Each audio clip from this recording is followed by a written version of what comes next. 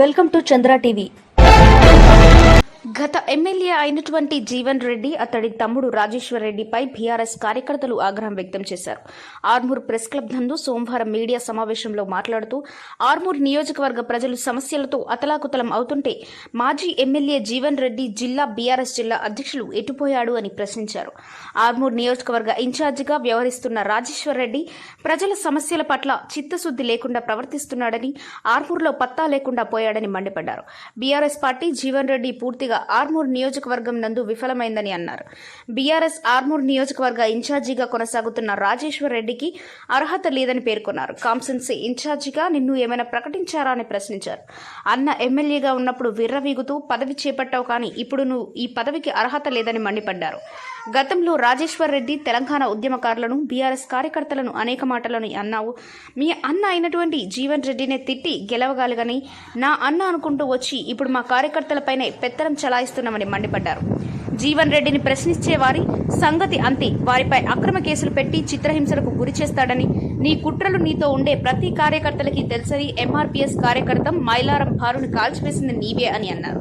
2018 ఎన్నికల కంటే ముందు దాదాపు 500 మంది సీనియర్ నాయకులు ఈ జీవన్ రెడ్డితో ఏగలేమని బాధపడ్డారు. ప్రజా ప్రతినిధుల, మున్సిపల్ చైర్మన్లను, కౌన్సిలర్లను, కార్యకర్తలను కూడా కుక్కల కంటే హీనంగా చూస్తాడని, విచక్షణ రహితంగా నోటికొచ్చిందల్లా తిడుతూ ఉంటాడని తెలిపారు. జిల్లా అధ్యక్షులుగా ఎలా ఉండాలో మినిమం ఉండే ఇంకిత జ్ఞానం లేనటువంటి ఎమ్మెల్యే జీవన్ రెడ్డి, నీవు చిన్న స్థాయిలో ఉండి ఇన్ని వేల కోట్ల రూపాయలు ఎక్కడివని, కార్యకర్తల దగ్గర నుండి కోట్ల రూపాయలు వసూలు చేశావని, నీకు ఇచ్చినందుకు వారు బిచ్చమెత్తుకునే పరిస్థితి నెలకొందని, డబ్బులు ఇవ్వమంటే బెదిరించడం నీ నైజమని అన్నారు. ఇప్పుడు వచ్చే స్థానిక ఎన్నికలలో బీఆర్ఎస్ నుండి పోటీ చేసే నాదుడే కరువయ్యే పరిస్థితి కనబడుతున్నారు. ఈ సమయంలో కార్యకర్తలు, నాయకుల మధ్య ఉండి కాపాడుకోవాలని గుర్తు చేశారు. అలాగే ఎంతో మందిపై అక్రమ కేసులు పెడుతూ బెదిరిస్తూ ఎన్నో అరాచకాలు చేశావని, నిన్ను ప్రశ్నిస్తే చాలు విలేకరులను సైతం బెదిరించి వారిపై నీ దగ్గర ఉన్న రౌడీ ముఠాతో దాడి చేయించావని పేర్కొన్నారు. ఈ కార్యక్రమంలో తెలంగాణ జాగృతి రాష్ట్ర నాయకులు దశరథ్, నర్సయ్య, సోయల్ రాజ్, బీఆర్ఎస్ నాయకులు తదితరులు పాల్గొన్నారు. అసలు వీళ్ళందరూ నా జీతగాళ్ళు, ఈ టీఆర్ఎస్ పార్టీ నా జాగిరి, మా అయ్య సంపాదించిన జాగిరి అనే భావాన్నే చూపించిండు. కానీ టీఆర్ఎస్ పార్టీ అనేది గౌరవ కేసీఆర్ గారు వారు 20 ఏళ్ళు తెలంగాణ ఉద్యమం చేసి ఒక పార్టీ పెట్టి ఎన్నో ఒడిదొక్కులు చేసి ఎన్నో చేసి ఇలా చావు నోట్లే తలబెట్టి తెలంగాణ తెచ్చి తెలంగాణ అంటే ఒక అద్భుతమైన తెలంగాణ నిర్మిస్తే ఇట్లాంటి గుండెనక్కలు వచ్చి ఆర్మూర్ నియోజకవర్గాన్ని టీఆర్ఎస్ పార్టీని సర్వనాశనం చేసి సర్వం చేసి ఇవాళ పెట్టారు. అలాగే అది కాకుండా ఇంకా ఏమిటంటే సొంత పార్టీపై కార్యకర్తలపై ఇప్పటిదాకా చెప్పినటువంటి సొంత పార్టీని ఓడించడం, సొంత పార్టీ కార్యకర్తలపై కేసులు బుక్ చేయడం అనేది ఆయన కామన్. అలాగే సరే ఆయన ఎమ్మెల్యే ఉన్నాడు, ఎమ్మెల్యే తమ్ముడు గారు ఉన్నారని ఎవరెవరు వస్తారు. ఒక అమాయకులైనటువంటి వ్యక్తుల ద్వారా కోట్ల రూపాయలు మీ తమ్ముడు తినేసి అల్ల పెట్టిస్తా ఇళ్ళ పెట్టిస్తా అని చెప్పి కోట్ల రూపాయలు ఇవాళ పరేషాన్ ఉన్నారు. అలా చిట్టపురతను ఒక ఎన్ఆర్ఐ, ఆ ఎన్ఆర్ఐ దేవుడికి సేవ చేద్దాం, దేవుడి కోసం ఏమైనా చేద్దామంటే అరే నీ పేరు మీద కాంట్రాక్ట్ తీస్తున్నా, దేవుడు గుట్టకు నువ్వే పనిచేయాలా, నీకే బిల్లు ఇప్పిస్తా అని చెప్పేసి చివరికి ఆ బిల్లు ఇవ్వకుండా ఆ చిట్టపురైనా ఇవాళ ఉరిపెట్టుకునే పరిస్థితి ఉన్నది.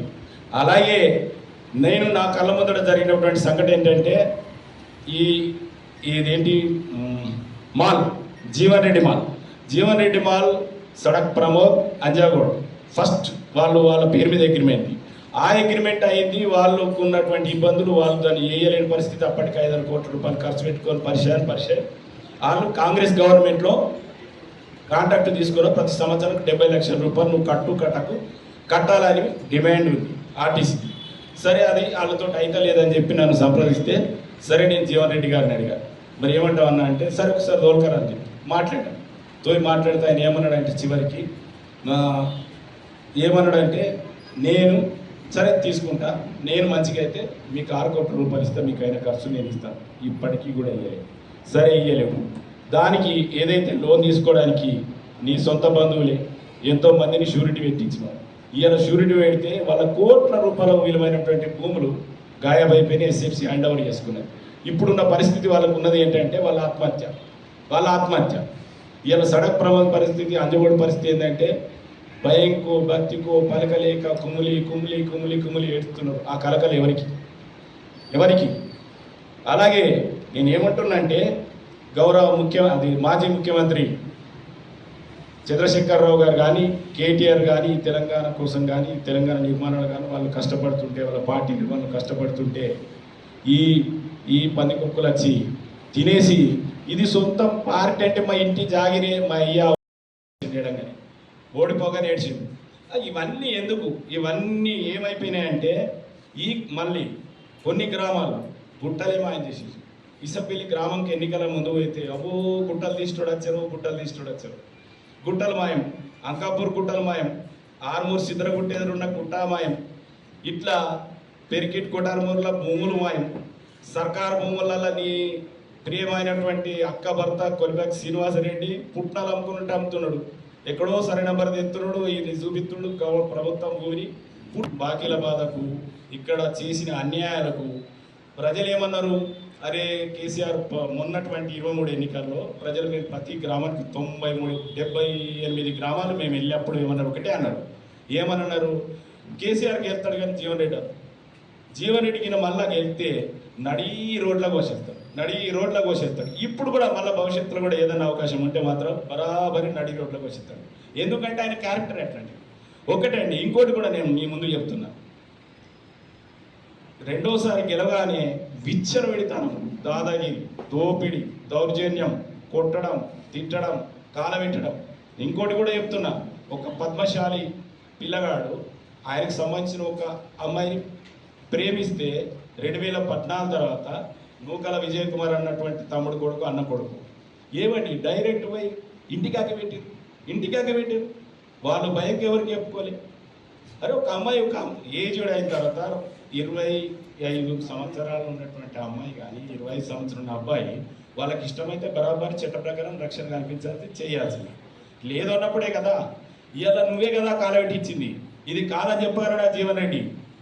ఎస్, పోలీస్ స్టేషన్లా కాలు మీద కాలేసుకొని ఒక 100 మందిని నీ కులపొలం తీసుకొచ్చి దౌర్జన్యం చేస్తే కరెక్టా? ఒక అమాయకుడు కాబట్టి, ఒక పద్మశాలి బిడ్డ, ఒక అమాయకుడు కాబట్టి నువ్వు చేసినావు. ఇవన్నీ దౌర్జన్యాలకు ఇవాళ కోట్ల విలువైనటువంటి మాలను ఎట్లా కడతావు? వీళ్ళందరూ దోసుకోలేనా? ఎక్కడ ఇక్కడ చేసినావు, ఏడికెళ్ళి తెచ్చినావు? త్వరలో నీ మీద ఈడీ దాడి కూడా జరగనున్నది కూడా మాకు చెప్తుంది. చెప్తున్నారు అబ్బో బాబు అరచికవాది.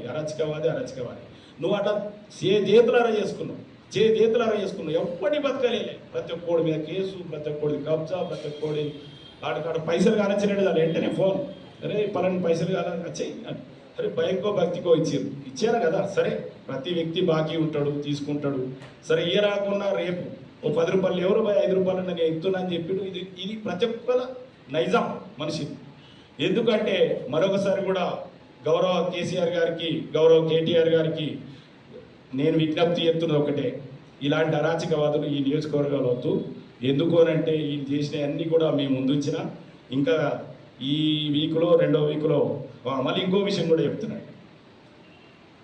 నోడు నిర్మాణం అని ఒక వార్త రాశాడు. రాత్రి 3 గంటంగా వచ్చి మామూలు టార్చర్. ఎట్లా రాసినావు నువ్వు ఎట్లా రాస్తావు? నేను కాంట్రాక్ట్ గవర్నమెంట్ నుంచి నేను ఫండ్స్ తెస్తా అంటే నువ్వు ఇవి రాసినావు కాబట్టి నా నోట్లో మన్ను వస్తున్నావు అని చెప్పి ఆయన బెదిరించి సతాంచి చివరికి డైరెక్టర్లను, ఈనాడు డైరెక్టర్ల దగ్గరకు ఆయన ఉద్యోగమే ఊస్ట్ ఎత్తింది. చివరికి ఆయన కుమిలి చనిపోయి. ఇది జగవేమిన సత్యం. నువ్వు సావు కూడా రాలేవు. సావుకి ఎందుకు రాలేవు? నీలో భయం ఉంటేనే కదా, అభద్రత భావం ఉంటేనే కదా, తప్పు చేశాననే భావన ఉంటేనే కదా నువ్వు సావుకు రాలేవు.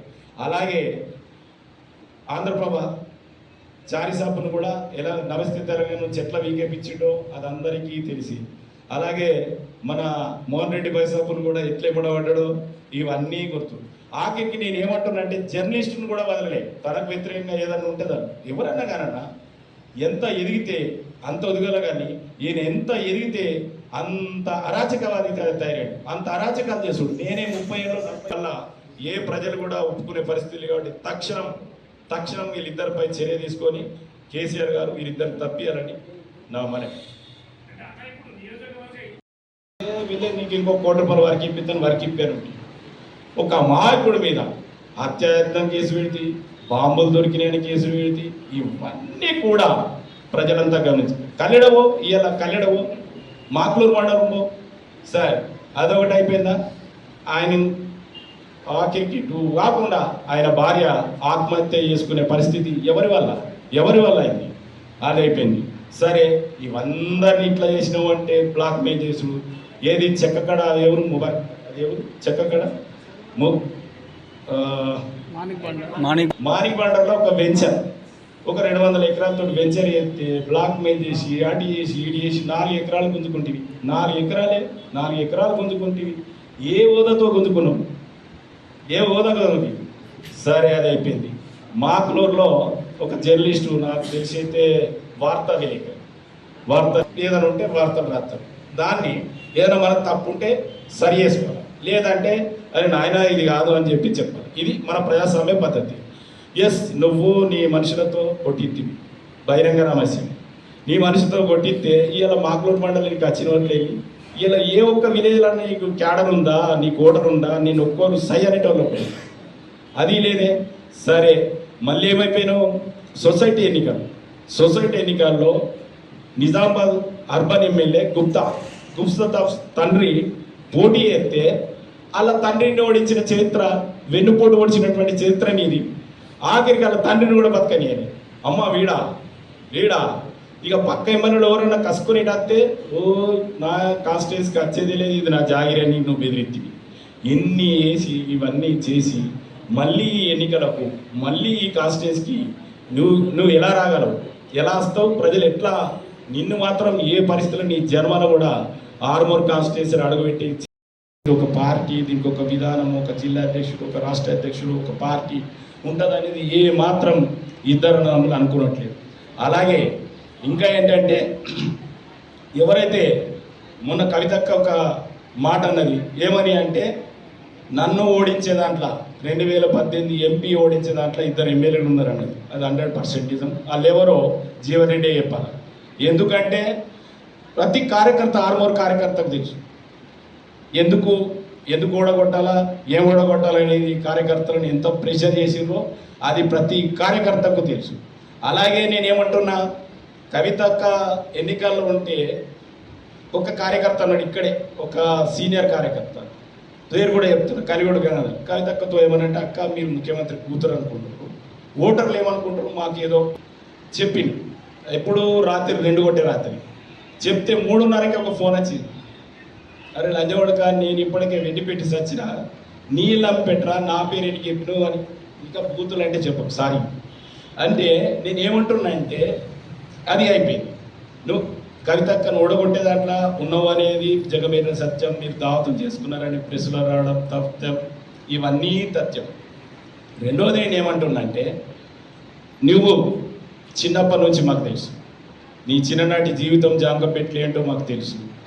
అంత స్థాయిలో ఉండి, ఒక చిన్న స్థాయిలో ఉండి ఇవాళ 1000 కోట్ల రూపాయలు ఎట్లా వచ్చినాయి?